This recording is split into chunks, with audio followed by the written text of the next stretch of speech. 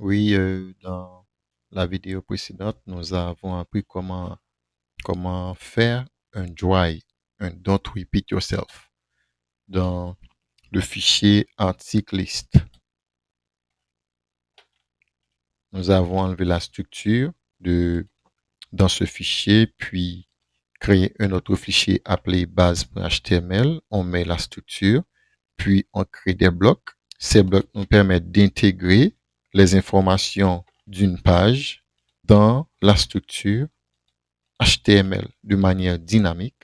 Et maintenant, nous allons faire la même chose pour, disons, la page détail. Nous allons enlever tout ça. Je cherche, je vais copier tout ça, je colle.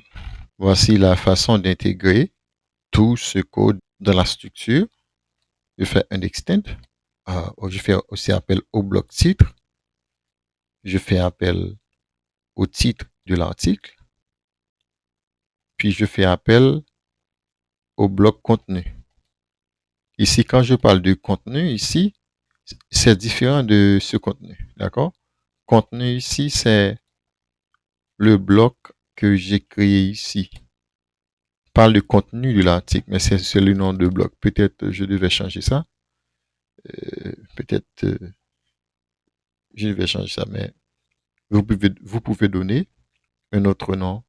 Mais si vous changez le nom contenu ici, quand vous faites appel au bloc, vous devez utiliser le nom dont vous avez mis contenu.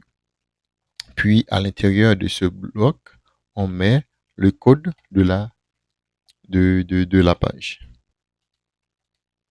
Si je vais sur détail, ok, il y a un petit truc que j'ai oublié puisque le fichier base.html se trouve dans un dossier appelé blog. Je dois le mettre.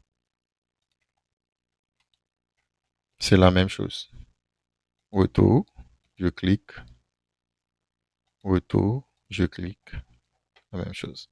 Je vais faire la même chose pour le fichier forme. Je vais enlever la structure dedans, puis je vais faire un extend base, je vais faire appel au bloc titre, je vais faire appel au bloc contenu, puis je mets le code qui correspond au formulaire. C'est ça, vous remarquez la même logique. Je fais appel au bloc contenu, je mets le code correspondant à mon formulaire dedans, je fais appel au fichier base.html qui se trouve dans un fichier appelé blog, dans un dossier, désolé, pas fichier, dans un dossier appelé blog.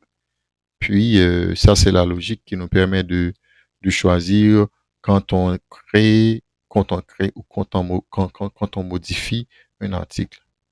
Si je vais ici, je fais un retour.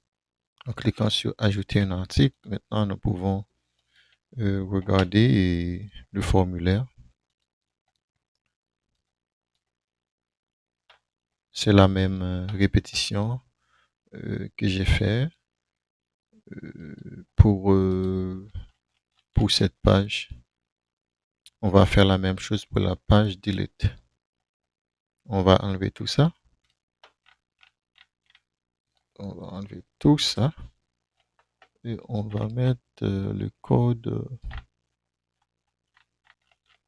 extend base HTML.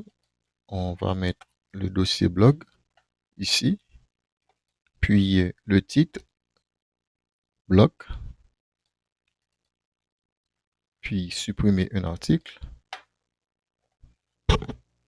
Sorry, puis le contenu. J'injecte le contenu à l'intérieur de ce bloc. Le même logique. Maintenant, si je fais un refresh, je vais sur liste des articles, je clique ici. Nous avons la page détail. Page détail, si je fais supprimer, la même chose. Vous pouvez remarquer le titre ici, supprimer. Supprimer un article. J'annule. Le titre ici, liste des articles. Le titre ici, c'est quoi l'agent IA? Ok. Après, est-ce que nous avons tout fait? Pour cette page, c'est clean. Cette page est clean. Celle-ci est clean. Celle-là est clean. Puis la base contient, qui contient les fichiers, et les codes, à vrai dire, les codes globaux. Puis on utilise des blocs pour injecter les autres codes dans la structure qui se trouve dans le fichier global. Déjà, bon travail.